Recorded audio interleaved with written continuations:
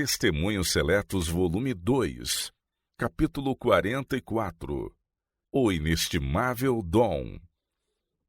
Bendito Deus e Pai de nosso Senhor Jesus Cristo, o qual nos abençoou com todas as bênçãos espirituais nos lugares celestiais em Cristo, como também nos elegeu nele, para que fôssemos santos e irrepreensíveis diante dele em caridade, e nos predestinou para filhos de adoção por Jesus Cristo para si mesmo, para louvor e glória da sua graça, pela qual nos fez agradáveis a si no amado, em quem temos a redenção pelo seu sangue, a remissão das ofensas, segundo as riquezas da sua graça. Efésios capítulo 1, versos de 3 a 7. Deus, que é riquíssimo em misericórdia, pelo seu muito amor com que nos amou, estando nós ainda mortos em nossas ofensas, nos vivificou juntamente com Cristo, e nos ressuscitou juntamente com ele e nos fez assentar nos lugares celestiais em Cristo Jesus, para mostrar nos séculos vindouros as abundantes riquezas da sua graça pela sua benignidade para conosco em Cristo Jesus. Efésios capítulo 2, versos de 4 a 7. Tais são as palavras com que Paulo, o velho Paulo, prisioneiro de Jesus Cristo, escrevendo de sua prisão em Roma, procurou expor a seus irmãos aquilo que ele achou a linguagem insuficiente para exprimir em toda a sua plenitude, as riquezas incompreensíveis de Cristo. Efésios capítulo 3, verso 8, o tesouro da graça gratuitamente oferecido aos caídos filhos dos homens. O plano da redenção foi estabelecido por um sacrifício, uma dádiva. Diz o apóstolo: sabeis a graça de nosso Senhor Jesus Cristo, que sendo rico por amor de vós se fez pobre, para que pela sua pobreza enriquecesseis. 2 Coríntios capítulo 8, verso 9. Deus amou o mundo de tal maneira que deu seu Filho unigênito. João 3,16. Cristo se deu a si mesmo por nós para nos remir de toda a iniquidade. Tito capítulo 2, verso 14. E como suprema bênção da redenção, o dom gratuito de Deus é a vida eterna, por Cristo Jesus nosso Senhor. Romanos 6, 23. As coisas que o olho não viu e o ouvido não ouviu, e não subiram ao coração do homem, são as que Deus preparou para os que o amam. 1 Coríntios 2, verso 9. Certamente não há ninguém que, contemplando as riquezas de sua graça, possa deixar de exclamar com o apóstolo: graças a Deus, pois, pelo seu dom inefável. 2 Coríntios 9, verso 15. Refletir a glória de Deus. Como o plano da redenção começa e finda com um dom, assim deve ele ser levado adiante. O mesmo espírito de sacrifício que nos comprou a salvação habitará no coração de todos quantos se tornarem participantes do dom celestial. Diz o apóstolo Pedro: cada um administre aos outros o dom como o recebeu, como bons despenseiros da multiforme graça de Deus. 1 Pedro 4, verso 10. Disse Jesus a seus discípulos quando os enviou: de graça recebestes, de graça dai.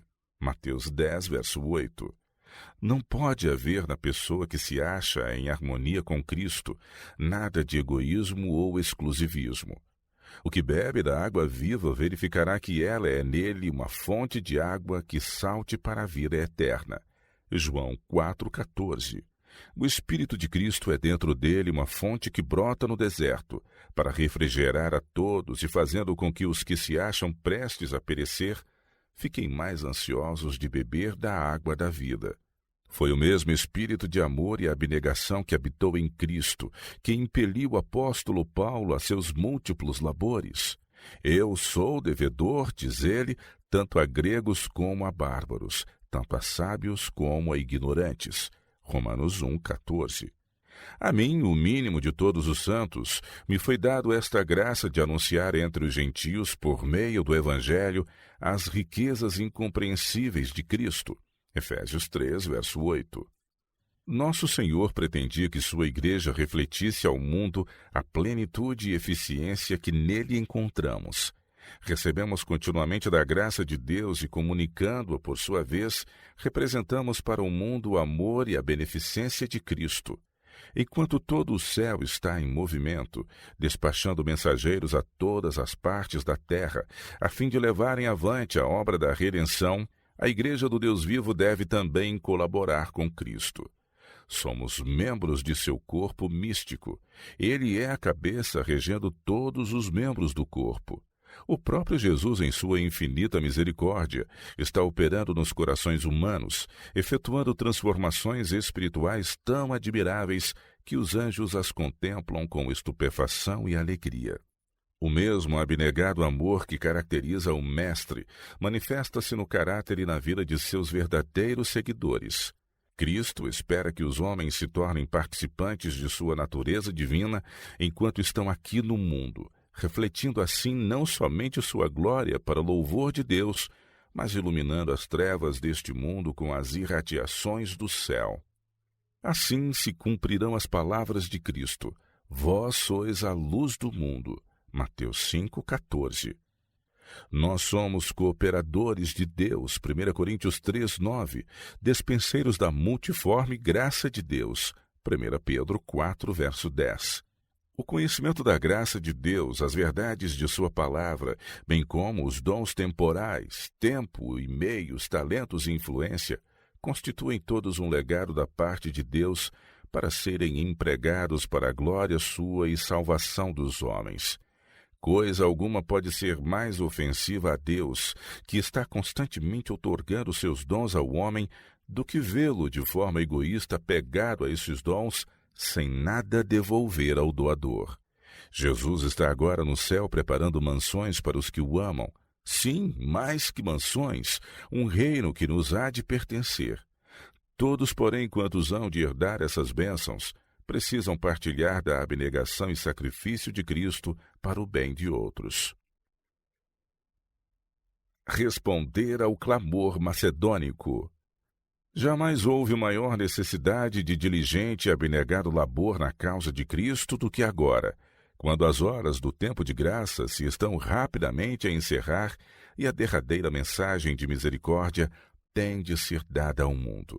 Minha alma se comove dentro de mim ao ouvir de todas as direções o grito macedônico, de cidades e vilas de nossa própria terra, de além do Atlântico e do vasto Pacífico e das ilhas do mar.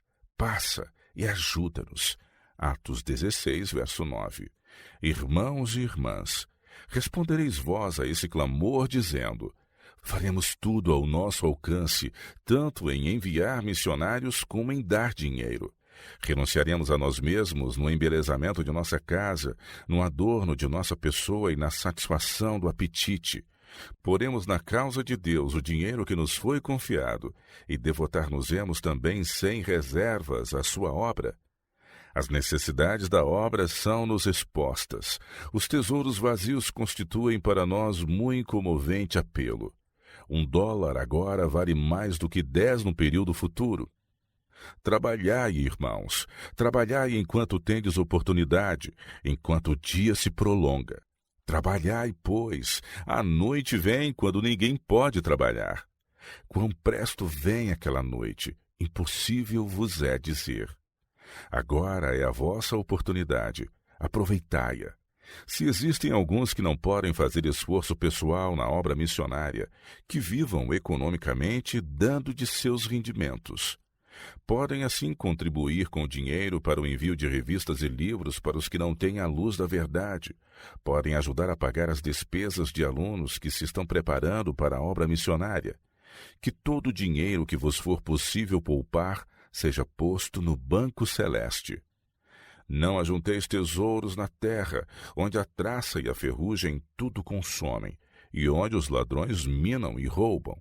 Mas ajuntai tesouros no céu, onde nem a traça nem a ferrugem consomem, e os ladrões não minam nem roubam.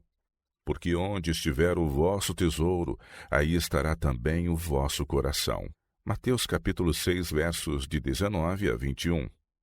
Eis as palavras de Jesus, que tanto vos amou que deu a própria vida para que pudesseis ter um lar com ele em seu reino. Não desonreis vosso Senhor, desprezando-lhe a ordem explícita. Deus pede aos que têm posses em terras e casas que as vendam para empregar o dinheiro onde ele for suprir a grande necessidade no campo missionário. Havendo eles experimentado a verdadeira satisfação que provém de assim fazer, manterão aberto o conduto e os meios que o Senhor lhes confiou fluirão sem cessar para o tesouro, a fim de que almas se convertam. Estas almas, por sua vez, exercerão a mesma abnegação, economia e simplicidade por amor de Cristo, de maneira a poderem também levar suas ofertas a Deus. Mediante esses talentos sabiamente empregados, outras almas ainda se podem converter, e assim prossegue a obra mostrando que os dons de Deus são apreciados. O doador é reconhecido e a fidelidade de seus mordomos redunda em glória para ele. Quando fazemos esses fervorosos apelos em benefício da causa de Deus e apresentamos as necessidades financeiras de nossas missões, almas conscienciosas que creem na verdade ficam profundamente comovidas. Como a viúva pobre a quem Cristo louvou, a qual pôs no tesouro as 2 moedinhas, dão de sua pobreza ao máximo de sua capacidade. Essas pessoas privam-se muitas vezes das próprias necessidades aparentes da vida, ao passo que há homens e mulheres que, possuindo casas e terras, apegam-se ao tesouro terreno com um tenaz egoísmo e não têm fé suficiente na mensagem e em Deus para empregar seus meios em sua obra. A estes se aplicam especialmente as palavras de Cristo: vendei o que tendes e dai esmolas. Lucas 12:33. Homens e mulheres pobres há que me escrevem pedindo conselho quanto a deverem eles vender sua morada e darem o resultado à causa. Dizem que os apelos no sentido de meios lhes tocam a alma e querem fazer alguma coisa pelo Mestre que tudo tem feito por eles. A esses eu diria: talvez não seja dever vosso venderdes vossa casinha agora. Buscai, porém, a Deus, vós mesmos. Certamente o Senhor vos ouvirá sincera oração pedindo sabedoria para compreender vosso dever. Caso houvesse mais pessoas buscando de Deus sabedoria celestial e menos pessoas procurando a sabedoria humana, seria incomparavelmente maior a luz vinda do céu e Deus abençoaria o humilde indagador. Posso, todavia, dizer àqueles a quem Deus confiou bens, que são possuidores de casas e terras: começai a vender e dai ofertas. Não vos detenhais. Deus espera de vós mais do que tendes tido boa vontade de dar. Convidamo-vos a vós que possuís recursos, a indagar com sincera oração: até onde requer Deus de mim e de minha propriedade? Há agora uma obra a fazer no sentido de preparar um povo para subsistir no dia do Senhor. Importa empregar meios na obra de salvar homens que, por sua vez, hão de trabalhar por outros. Sede prontos em devolver a Deus o que lhe é devido. Uma razão de haver tão grande carência do Espírito de Deus é estarem tantos roubando ao Senhor. Há na experiência das igrejas da Macedônia, tal como Paulo a descreve, uma lição para nós. Diz ele que eles a si mesmos se deram primeiramente ao Senhor. 2 Coríntios 8, verso 5. Depois estavam ansiosos de dar seus meios a Cristo. Em muita prova de tribulação houve abundância do seu gozo, e a sua profunda pobreza abundou em riquezas da sua generosidade. Porque segundo o seu poder, o que eu mesmo testifico, e ainda acima do seu poder, deram voluntariamente, pedindo-nos com muitos rogos a graça e a comunicação deste serviço. 2 Coríntios 8, versos de 2 a 4. A regra para dar. Paulo estabelece uma regra para dar à causa de Deus e diz-nos quais serão os resultados, tanto em relação a nós mesmos como a Deus. Cada um contribua segundo propôs no seu coração, não com tristeza ou por necessidade, porque Deus ama o que dá com alegria. E digo isto, que o que semeia pouco, pouco também ceifará, e o que semeia em abundância também ceifará. E Deus é poderoso para fazer abundar em vós toda a graça, a fim de que, tendo sempre em tudo toda a suficiência, abundeis em toda a boa obra. Ora, Aquele que dá semente ao que semeia e pão para comer, também multiplicará a vossa sementeira e aumentará os frutos da vossa justiça, para que em tudo enriqueçais para toda a beneficência, a qual faz que por nós se deem graças a Deus. 2 Coríntios capítulo 9, versos 7, 6, 8, 10 e 11.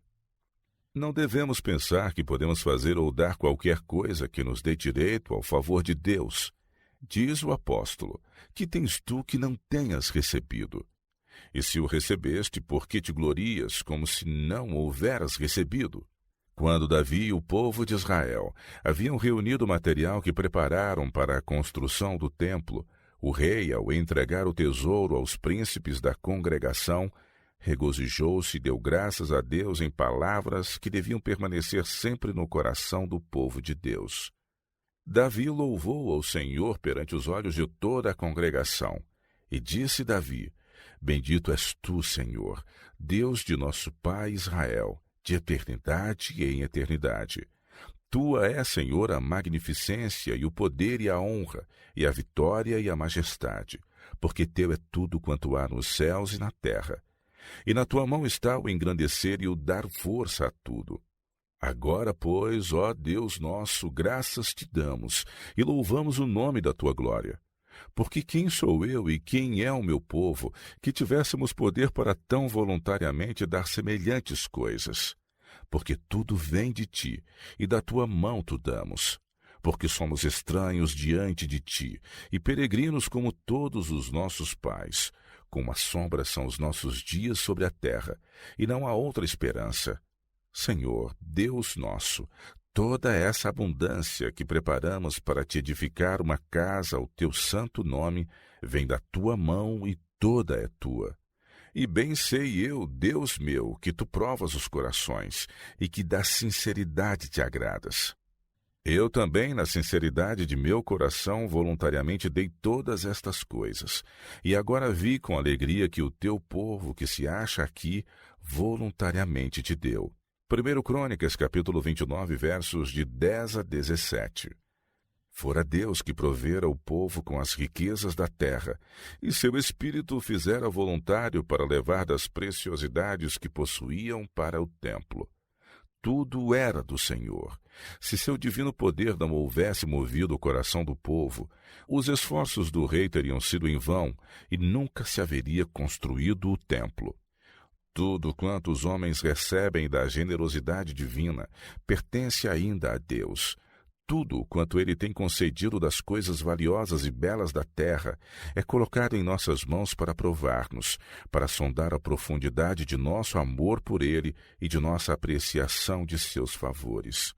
Sejam os tesouros da riqueza ou da inteligência, devem ser depositados como oferta voluntária aos pés de Jesus. Nenhum de nós pode passar sem as bênçãos de Deus, mas ele pode fazer sua obra sem auxílio humano, se assim quiser. Deu, no entanto, a cada homem sua obra, e confia-lhe os tesouros de riqueza e de inteligência como a mordomos seus. Seja o que for que devolvamos a Deus, é pela sua misericórdia posto em nosso favor como mordomos fiéis. Devemos compreender sempre, porém, que isto não é uma obra de mérito por parte do homem. Por grande que seja a capacidade do homem, nada ele possui que não lhe tenha sido dado por Deus e que ele não possa retirar caso esses preciosos testemunhos de seu favor não sejam apreciados e devidamente aplicados. Os anjos de Deus, cujas percepções não foram obscurecidas pelo pecado, reconhecem os dons do céu como concedidos com a intenção de que os mesmos sejam devolvidos de tal maneira que acrescentem a glória do grande doador. O bem-estar do homem está ligado à soberania de Deus. A glória de Deus é a alegria e a bênção de todos os seres criados. Quando buscamos promover-lhe a glória, estamos procurando para nós mesmos o máximo bem que nos é possível receber. Irmãos e irmãs em Cristo, Deus pede a consagração de toda a faculdade, todo o dom que dele recebestes a seu serviço. Quer que digais com Davi: tudo vem de ti, e da tua mão tu damos.